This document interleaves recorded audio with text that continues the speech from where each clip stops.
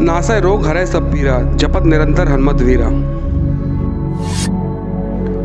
हनुमान चालीसा की इन पंक्तियों का सार वैसे तो भारत के अनेकों मंदिरों में देखा जा सकता है, जहां बजरंगबली का नाम लेने और दर्शन मात्र से ही सारे रोग और कष्ट दूर हो जाते हैं। ठीक उसी प्रकार भिंड जिले के ददरहुआ धाम में स्थित हनुमान मंदिर में भी लोग अपनी आस्था से आते हैं और अपनी बीमारियों से मुक्ति पाकर जाते हैं, जिसके बारे में जानेंगे आज के इस वीडियो में। तो दोस्तों, स्वागत है आप सबका एक बार फिर मेरे YouTube चैनल पर। तो दोस्तों, आज हम चल रहे हैं ददरहुआ सरकार, जो कि ग्वालियर से करीब 50-55 किलोमीटर की दूरी पर बैठता है। और तो दोस्तों, ददरहुआ सरकार जो है एक हनुमान जी का मंदिर है, जिसके बारे में मान्यता है कि वहाँ हनुमान जी डॉक्टर के रूप में कार्य करते हैं और लोगों को बीमारियों और कष्टों से मुक्ति देते हैं। तो दोस्तों, हम चल रहे हैं अभी बाइक से, और अभी हम हैं ग्वालियर से करीब 15 किलोमीटर की दूरी पर निकले हैं। तो दोस्तों, फिर चलते हैं और करते हैं सफ़र का एंजॉय।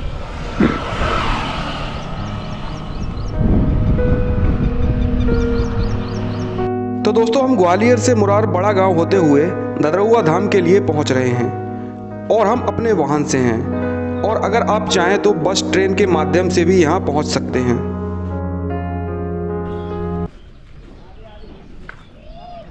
तो दोस्तों, फाइनली हम पहुंच चुके हैं ददरहुआ। और वैसे मैं आपको एक बात बता देना चाहता हूं, अगर आप शांति में दर्शन करना चाहते हैं तो आप मंगलवार और शनिवार को ना आएँ, क्योंकि मंगलवार और शनिवार को यहाँ काफ़ी भीड़ रहती है। तो दोस्तों, बिना देर किए हुए चलते हैं अंदर और देखते हैं ददरहुआ धाम।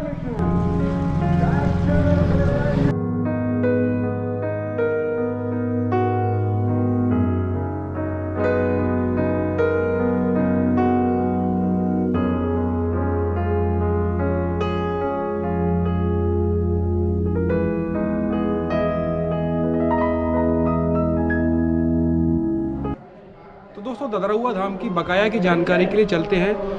जो यहाँ के महामंडलेश्वर महाराज जी हैं, उनके पास चलते हैं। वो बताएंगे कि ये स्थान कब से बना और कब से क्या इतिहास रहा है इसका। तो आइए फिर चलते हैं।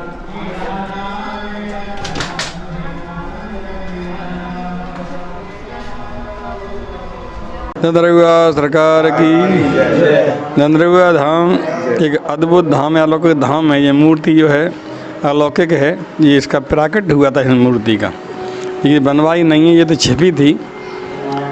संवत 1532 में ये यहाँ एक गांव बसा था दोबारा। पहले हमारे यहाँ बहुत भक्त लोग रहते थे, वहाँ से चले गए। तो हमारे एक ग्वालियर ज़िले में एक गाँव है रौरा गाँव, वहाँ की हमारी पुरखों की जन्मभूमि है।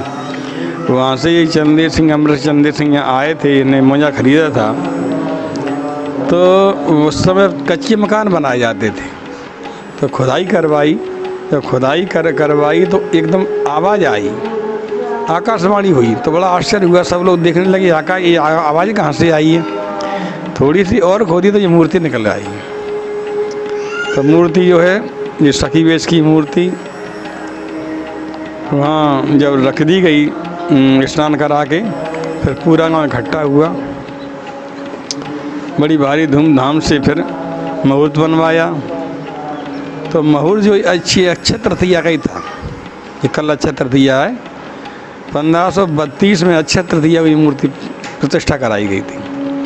जब प्रतिष्ठा कराने के बाद में बड़ा हवन किया गया। हवन के बाद में बहुत बड़ा भंडारा था, बड़ा भारी भंडारा था, पूरे क्षेत्र का भंडारा था। बड़ी धूमधाम से भंडारा हो रहा था। उसी समय एक हमारे भक्त की तबीयत खराब हो गई। ये तबीयत खराब हुई, उसके पेट में दर्द हुआ, ऐसा दर्द हुआ कि मनस्तर स्थिति हो गई। तो सब लोग घबरा गए कि इतनी बड़ी खुशी में ये क्या होने वाला है, ऐसी स्थिति हो गई। तो महात्मा जी, वो हमारे जो मिते बाबा थे, वो अंदर हनुमान जी के पास गए। प्रतिष्ठा के बाद हाली गए, प्रार्थना की और कुंड से भभूत ले करके और उस व्यक्ति को जल मिला के पिला दी। जैसे ही वो पिलाई तो एकदम ऐसा हो गया कि जिसको तबीयत कुछ खराबी ना हुई हो। तभी से यहाँ का नाम दर्द हरुआ पड़ गया। जी, हनुमान जी का नाम दर्द हरुआ है। उसी दिन से दर्द हरुआ दर्द कहने लगे। दर्द अब शब्द हो गया है व्याकरण के आधार से। ये शब्द दामन दया दामन दान। हमारे हनुमान जी दयालु और दानी हैं। दयालु ऐसे हैं कि और देवता चरण धरें, हनुमत से सर्व सुख करें, और देवता ध्यान नहीं तो हनुमान जी बहुत जल्दी ध्यान रखते हैं भक्त, ये बहुत बड़े दयालु हैं। और दामन दानी हैं। दानी ऐसे अष्टनव के दाता हैं। ये दाता हैं, ये स्वामी नहीं है, दाता हैं दान देने के, हमेशा देते ही रहते हैं। इनके पास चले जाएं कोई तो ये किसी को विमुख नहीं भेजते हैं, इसलिए दयालु हैं, दानी हैं। और अउआ ये शब्द है वो बुलाने के अर्थ में है, ददर अउआ, अउआ बुलाने के अर्थ में। तो बुला बुला करके हमारे हनुमान जी यहाँ दयादान बांट रहे हैं। यहाँ एक कहावत है, तुत्त दान महाकल्याण नौ नगर तिरोधार तत्काल फल। तो ये हनुमान जी जो उस दिन से आद्य वैद्य डॉक्टर तो पहले से ही थे। यहाँ जो देवताओं के वेद अश्विनी कुमार स्थायी रूप से रहते हैं। कोई बीमारी हो, चाहे कैंसर की हो, चाहे ट्यूमर की हो, चाहे श्वास की बीमारी हो, चाहे हार्ट की बीमारी हो, चाहे बीपी हाई हो, चाहे डायबिटीज हो, चाहे शुगर हो, कैसी बीमारी हो, चाहे कोरोना हो, ये हनुमान जी हमारे तत्काल ठीक करते हैं। यही कहावत है, धनरहुआ आता है वह धन हो जाता है, कैसा भी रोग हो मिट जाता है टन हो जाता है। ये यहाँ का प्रभाव, कैसा भी रोग यहाँ ठीक होता है। यहाँ की विभूति का बड़ा भारी चमत्कार है। यहाँ की विभूति सिर में दर्द हो तो आज्ञा चक्र पर लगा लें। ये दोनों भुओं के बीच में आज्ञा चक्र, शरीर में 7 चक्र हैं। ये प्रधान चक्र है आज्ञा चक्र, जो दो भुओं के बीच में है, नासिका के ऊपर। यहाँ विभूति लगाने से सिर दर्द ठीक हो जाता है। तो यहाँ की विभूति का देखा है कमाल है, जिसने खाई हुआ माला माल है। बुद्धि के मालामाल करती है, विद्या के मालामाल करती है, और धन के मालामाल करती है, और स्वास्थ्य के मालामाल करती है। ये यहाँ की विशेषता है। तो यहाँ के हनुमान जी वास्तव में ही पूरे भारतवर्ष में कहीं सखी विश्वकर्मा नहीं है, दंडवत धाम में ही सखी विश्वकर्मा है। बुद्धिमान है, ज्ञानवान है, ज्ञान नामाग्रगण्यम है। ये संस्कृत के विशेष ज्ञाता हैं। हनुमान जी वैयाकरण आचार्य हैं। इन्होंने वाल्मीकि रामायण में बोली है, व्याकरण बोला है, उसी आधार से हमारे राम ने यहाँ वेद और संस्कृत विद्यालय खुलवाया था। हमारे गुरु महाराज के विशेष आशीर्वाद था, गुरु महाराज की प्रेरणा से खुला था। करीब 37 वर्ष हो गए इस विद्यालय को देखभाल में। यहाँ से अच्छे लड़के भागवताचार्य, यहाँ से व्याकरणाचार्य और जो सन निकाले हैं। हमारे राम ने सन 1991 में यह केंद्र कराया था। पूरी लोकसभा का केंद्र यहाँ रहता था। सारे विद्यालय जितने भी हैं दतिया भिंड में, सबकी पर यहीं होती थी। यहाँ हमने 90 से 91 से केंद्र किया था। उस समय हमारे स्वास्थ्य मंत्री हमारे स्वतंत्र प्रभार राजेंद्र प्रकाश सिंह थे उस समय। उनने ही यहाँ के सहयोग करके ये केंद्र करवाया था। विद्यालय की स्थिति बहुत अच्छी चल रही है। और यहाँ जो है 2005 तक बराबर केंद्र, कई लोगों को आचार्य बना के यहाँ से निकाला, बड़ी कृपा रही। अब यहाँ की थोड़ी ऐसी हो गई तो विद्यालय केंद्र स्थायी रूप से भिंड में ही रहता है, क्योंकि ऐसी ऊपर से ही उसका आदेश था। तो भिंड में भी हमारे छात्रों की स्थिति बहुत अच्छी है। उनके कई लोगों के अंक जो बहुत अच्छे आते हैं, कोई सेकंड भी है, कोई फर्स्ट क्लास। तो ये स्थिति बहुत अच्छी चल रही है। विद्यालय यहाँ वेद विद्यालय और व्याकरण बहुत ज़रूरी रहता है हनुमान जी के सानिध्य में, और दिन दिन बढ़ता है। तो ये भी शिक्षा और सभ्यता और संस्कार और स्वास्थ्य ये रखना बहुत ज़रूरी है। तो यहाँ शिक्षा का विशेष रूप से है, और संस्कार का भी। संस्कार हमारे यहाँ पहले सब संस्कार भी होते जा रहे हैं। हमारे यहाँ 8 वर्ष का ब्राह्मण का, 12 वर्ष में क्षत्रिय का और 16 वर्ष वैश्य का संस्कार होना बहुत जरूरी रहता था। जन्म से जाते शूद्र कर्मणा उच्चते, जन्म से शूद्र होते कर्म द्वारा उच्च कहे जाते हैं। जैसे सोने को तपा बुझा के साफ किया जाता है, ऐसे ही संस्कार के द्वारा मनुष्य की हमारे छात्रों की व्यवस्था की जाती है, विद्यार्थी की व्यवस्था की जाती है। तो ये बहुत ज़रूरी है करना। अब तो लोग सब भूल गए। तो यहाँ ज़रूर साल में एक बार होता है, और सब जगह होना चाहिए। ये नहीं तो लोग सब भूले जाते हैं। राम जी का भी संस्कार हुआ था। भय कुमार जमी सब भ्राता, दीन जने गुरुपत माता, गुरुग्रह गए पढ़न रघुराई, अल्पकाल विद्या सवाई। तो ये बहुत ज़रूरी था। तो इसलिए संस्कार से मिलते हैं, सभ्यता मिलती है, और जो है शिक्षा प्राप्त होती है, बहुत ज़रूरी है। ये संत वैसे तो 4 भाषाएं हैं, एक तो हिंदी भाषा है, एक स्वयं की भाषा है, एक अंग्रेजी भाषा है, एक संस्कृत भाषा है। हिंदी भाषा ये अर्थ है, ये चारों धर्म का मोक्ष है। हिंदी भाषा अर्थ है, स्वयं की भाषा धर्म है, अंग्रेजी भाषा काम है और संस्कृत भाषा मोक्ष है। ये मोक्षदानी है, देव भाषा है। इस वाणी का तुरंत असर पड़ता है, तो देव भाषा रहना बहुत ज़रूरी है। सब जगह भूलते जा रहे हैं, तो वेद और व्याकरण ये बहुत ज़रूरी है। इसलिए यहाँ विद्यालय भी खुला था और अच्छी तरह से चल रहा है। अभी उसको और भी उसको बढ़ाएंगे।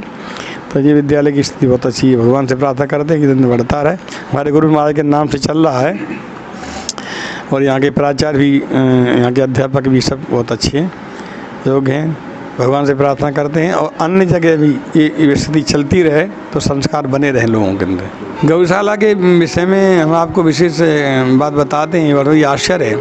पहले हमारे यहाँ सन 74 हम यहाँ आए थे, शुरू में सन 74 से हमारे नाम यहाँ आए हैं। हमारे गुरु महाराज रहते थे, 2 महात्मा थे, एक गाय थी। सन 74 में जैसे हम यहाँ आए तो एक 6 महीना में रह पाए थे। उसके बाद एक गाय आई, कुछ दान में देने के लिए आ गए थे। तो हमारे गुरु महाराज ने कहा कि एक गाय बहुत है, 2 गाय कौन देखेगा, इस गाय को तो अपन बटिया पे लगा देते हैं। और एक गाय बहुत है, 4-5 दिन दूध देती थी। 2-3 महात्मा थे, जान था नहीं कोई। तो हमारे राम ने कहा महाराज जी ये गाय तो 14 रत्नों में है और समुद्र से निकली है, सफ़ेद गाय है, इसके मस्तक पे गड्ढा भी है, तो ये तो भाग्यवान है, इसको तो अपन रखेंगे। गुरु महाराज बोले नहीं, क्या करेंगे, कौन सेवा करेंगे, इसकी सेवा हम करेंगे। तो उसका आश्चर्य हुआ, हमने उस गाय को रख लिया, फिर जान नहीं दिया कहीं, उसकी उन्होंने सेवा की। तो उस दिन से गाय दिन दिन बढ़ती रहीं और साथ साथ मंदिर भी बढ़ता रहा गाय को साथ साथ। जब से गाय बढ़ाई तब से ही मंदिर दिन दिन बढ़ा, और जब से विद्यार्थी बढ़े यहाँ वेद के और व्याकरण के, तब से मंदिर दिन दिन बढ़ता ही गया। तो ये चमत्कार है, ये गायों का और व्याकरण का। दूसरी बात, यहाँ का संकल्प था विवाहों का, जो विवाह होते हैं यहाँ सामूहिक विवाह, वो भी यहाँ कम से कम 5 वर्ष से चल रहे हैं। बहुत अच्छी तरह से यहाँ विवाह 20 जोड़े, आज 20 जोड़ों का विवाह है, कहीं 15 जोड़ों के, 20 जोड़ों के, 5 जोड़ों की विवाह होती रहती हैं। जो भी अक्षय तृतीया है, दशहरा है, भेड़िया नवमी है, ये ऐसे जो उत्सव होते हैं, बसंत पंचमी है, तो उस समय पे यहाँ विवाह सामूहिक विवाह होते हैं। तो ये भी एक बहुत ज़रूरी था। तो इसलिए जो है ये सारी व्यवस्थाएं धार्मिक चल रही हैं हनुमान जी कृपा से, गुरु महाराज आशीर्वाद से, और हनुमान जी कृपा ऐसी चलती रही हैं। हमारे महाराज ने हमसे ये कहा था, बेटा हम आपको एक आदेश देते हैं कि यहाँ से कोई भूखा नहीं जाए। तो हमने ये अनुभव किया है, गुरु आदेश देते हैं तो सामर्थ्य भी देते हैं। उनका आशीर्वाद आदेश था कि यहाँ से भूखा ना जाए। तो यहाँ कोई लाडी अभी तक कमी नहीं पड़ती। कितने लोग, पहले हमारे 3 गायें थी और 3 महात्मा थे, फिर बढ़ते गए विद्यार्थी बढ़ते गए, महात्मा बढ़ते गए, ऐसे आटा ही बढ़ता गया। आज तक हमने आटा नहीं खरीदा। अब 1-1 आदमी का भोजन हो रहा है और मंगलवार को तो 5-4 आदमी का भोजन करीब होता होगा, लेकिन आटा अभी तक नहीं खरीदा है। हनुमान जी हम ये सोचते हैं कि लोग बुरे काम, भगवान बुरे कामों को दे रहे हैं। जैसे लोग बुरे काम, सिगरेट पीते हैं, बीड़ी पीते हैं, दारू वालों को दे रहे हैं, तो अच्छी काम को क्यों नहीं देंगे। तो अच्छे काम करते रहो, भगवान अपने आप देते हैं। तो ये भंडारा चल रहा है, इसमें आज तक हमने आटा नहीं खरीदा है। और बड़े बड़े भंडारे होते हैं, तो जितने लोग आते हैं उनके लिए व्यवस्था नहीं करते। व्यवस्था पर तो वही है, करने वाले अपना है कौन। तो ये अनुभव किया है कि कितने लोग पड़े यहाँ, गैयाँ आप 250-300-400 गैयाँ रह रही हैं, इतने महात्मा, इतने विद्यार्थी, इतने भक्त लोग भजन कर रहे हैं, आटा नहीं खरीदवा रहे, सब जो है वही भगवान ही दे रहे हैं। तो जितना आपको चाहिए उतना भगवान स्वयं देते हैं, खर्चा के हिसाब देते हैं। अब तुम्हारा खर्चा कम है तो आमदनी इतनी हुई, खर्चा करते रहो, बढ़ाते रहो, तो आमदनी अपने आप होती रहेगी। ये हमारा अनुभव है।